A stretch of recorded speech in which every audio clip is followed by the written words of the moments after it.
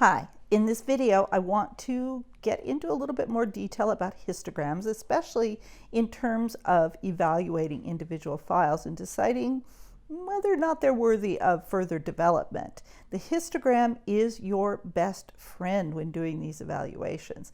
And I know a lot of you, even though I've been talking about them through all the classes that you may have had with me, or if it's only just one class, you may still not be sold on the histogram. There's a histogram in your camera, and that histogram translates over into whatever software you're using. In this case, we're in the Develop module of Lightroom. And actually, if you go to the Library module, we click on this same image, there's a histogram here too, but it's not as interactive. So I want to take us to the Develop module.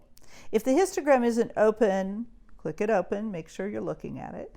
And just a reminder, the histogram is a graphic illustration of the actual tonal range of your photo, the highlights down to the deepest shadows and everything in between. There are no bad histograms, but a histogram that doesn't serve the photo or what you need from a photo is not, it shows you that the file itself is not useful. The histogram is just a representation, but it can give you a lot of information that just looking at the image will not. Let's start with just looking at this file. This is straight out of the camera. I haven't made any changes. You can see all of the sliders are where they were when they came out of the camera. And the photo looks pretty good, but I would never assume that the photo is good. I want to go over and look at the histogram and check out these two little doohickeys.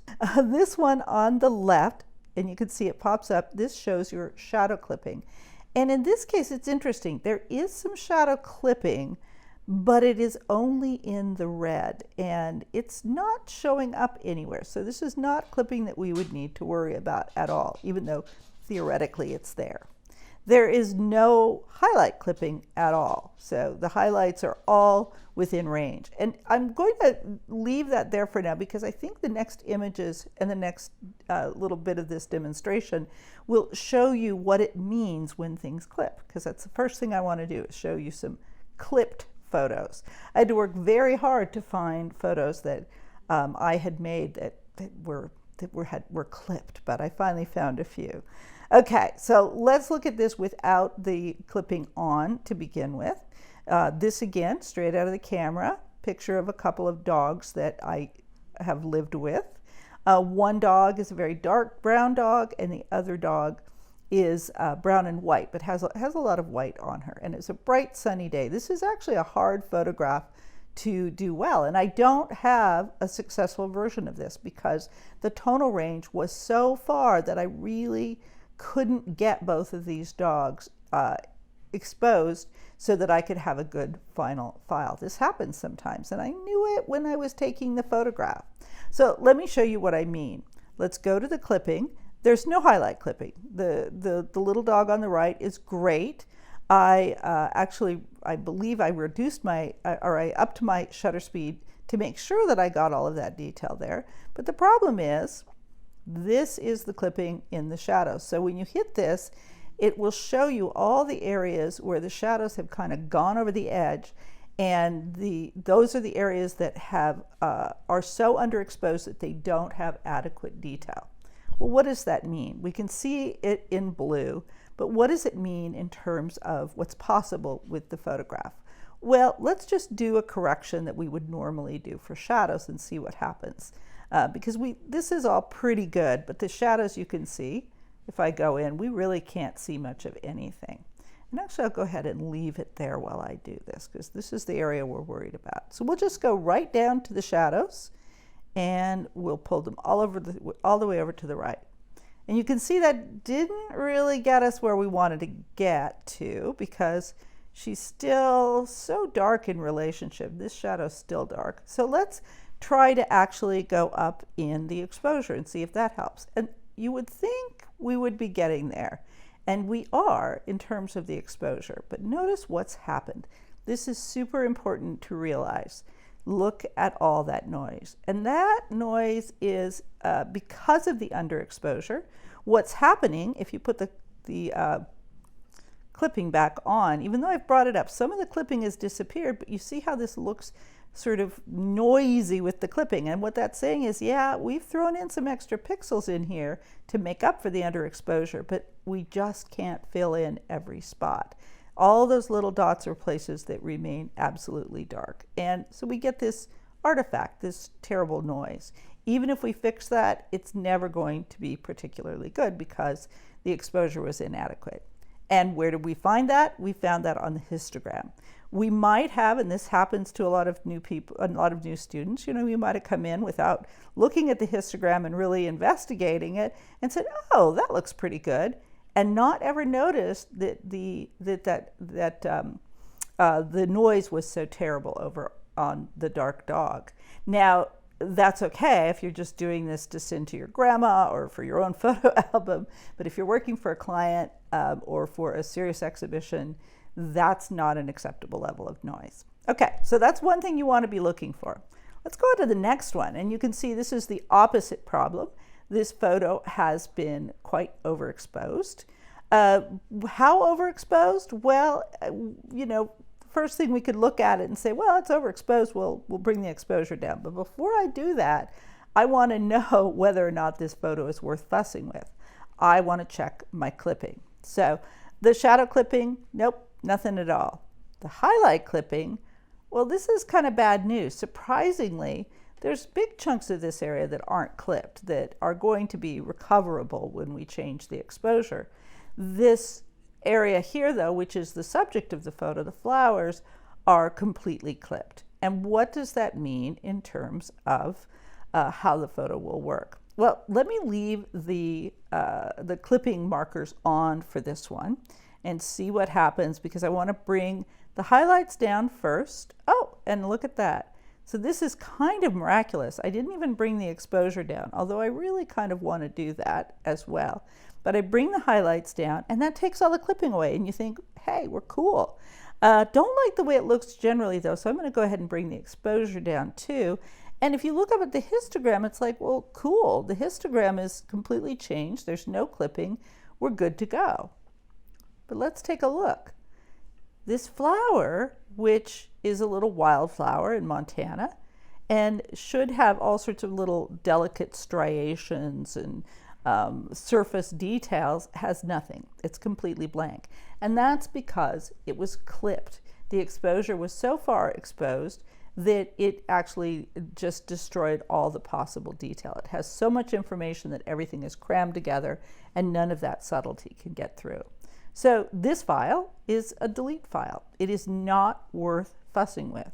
And you might think, you get to this point, that it's okay. I've seen students and even other people really struggle with these and say, I just can't get it where I want to get it. Well, the answer is it was clipped. Okay, a couple more that might surprise you. So these last ones are photos that if you don't look at the histogram, you might think they are a lost cause. So this photograph of a northern mockingbird that was taken on a cloudy, foggy, hazy day. If you look at this initially, you might say, well, that is so overexposed, it's not worth bothering with.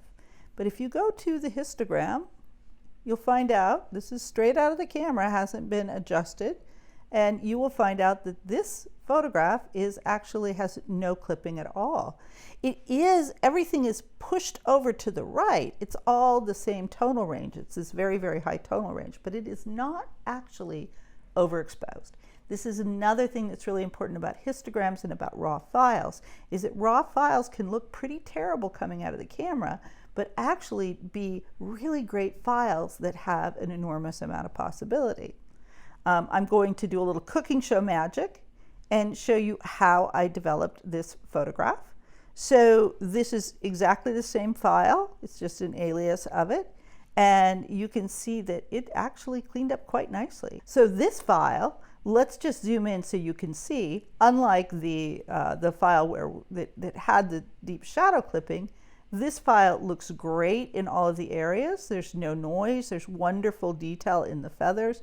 It's a really, really wonderful file. And you might have looked at the original and thought, well, that's not even worth bothering with. But if you look at the histogram, you realize absolutely is. Needs a little bit of adjustment. but everything is there. All the info is there. Okay, let's look at the opposite situation. You might get a photograph like this of this raven at Golden Gate Park and say, ugh, I totally underexposed that. Everything down here is all dark and mushy, and I should just give it up.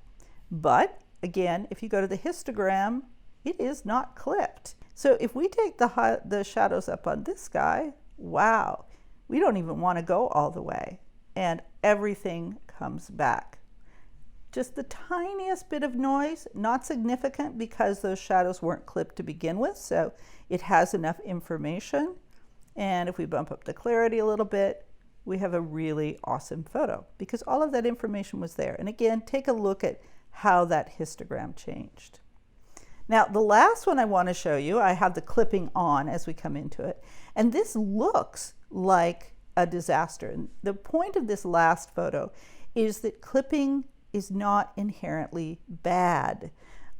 Clipping, there are times when a file can have a ton of clipping on it, and it's really not, it's really fine. At least it's fine for, in this case, for the purposes of the photo. So this is a photograph I took, and let me take the clipping off so you can see. I photographed this scrub jay up in a tree on a very bright but cloudy day. And so the background went very, very white. Now, it's hard to avoid. If I want to get the bird properly exposed with this almond in his mouth, I have to get enough exposure to do that. And by doing that, I clip the background. But you know what? The background really isn't that important. If we take the exposure down just a little bit, so what you notice is that the bird is not clipped. If we take the exposure down, you can see the bird looks great. We can actually bring the highlights up just to balance that. A little bit of clarity, and it's not really a problem that the background isn't there. The bird looks awesome, and the bird is the subject. So clipped highlights, not necessarily, and clipped shadows, not necessarily a bad thing. What you want to be thinking about is what is the most important subject, and is that subject well exposed, not underexposed or overexposed, and especially not clipped on either end. So let me finish with this.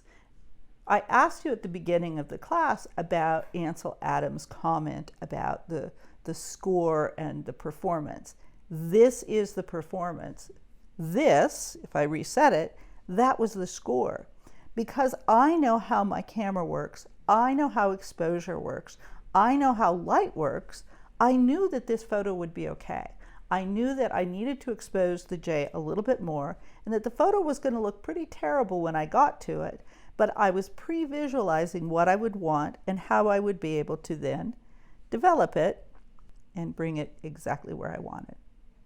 Okay, so that's all about histograms, the most important tool for you to use to evaluate an image file and make sure it's worth spending all the time that you're going to spend on it.